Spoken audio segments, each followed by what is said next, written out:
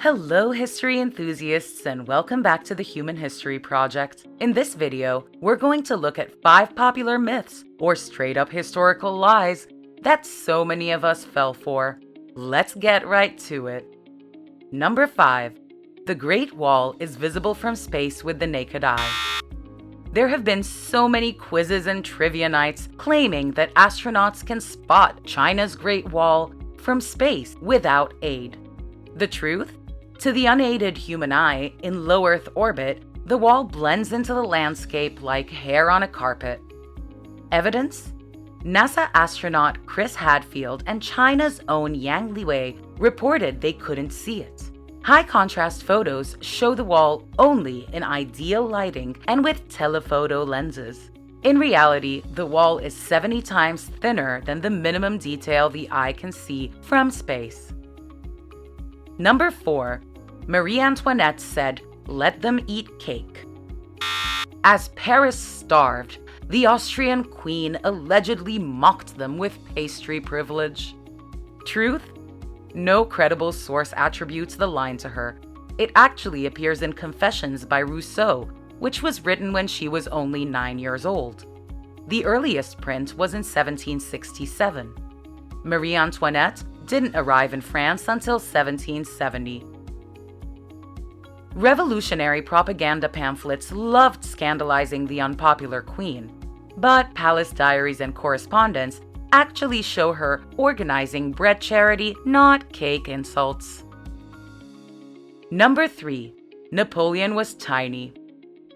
Short man syndrome and Napoleon complex memes paint him as a pocket-sized tyrant. Truth? At 5'6", Napoleon was average for early 1800s Frenchmen. Evidence? Napoleon's autopsy note of 5'2" was actually in French units. When converted to imperial, he measured 5'6". British caricaturists intentionally shrank him in propaganda prints. But contemporary uniforms in museums match a medium-build officer, not a child-size mannequin. While we're on Napoleon, we can go on to number 2. Napoleon blew the Sphinx nose off with cannon fire. During his 1798 Egyptian campaign, Napoleon lightened up his artillery and yelled, "Fire!" knocking off the Sphinx nose. Because, why not? Truth? When Napoleon arrived, the Sphinx had already been noseless for centuries. Not only do erosion studies reveal the break edges are weather-rounded, not sharp like fresh cannon impact. In 1737, Danish explorer Frederick Louis Norden sketched the Sphinx without a nose. This was 61 years before Napoleon even set foot in Egypt. However, even centuries earlier, Arab historian al-Makrizi wrote in the 15th century that a Sufi named Muhammad Sa'im el-Dahr defaced the Sphinx nose in 1378 to stop local idolatry. And while we're in the Middle East, that brings us to number 1. The Middle East has always been Arab.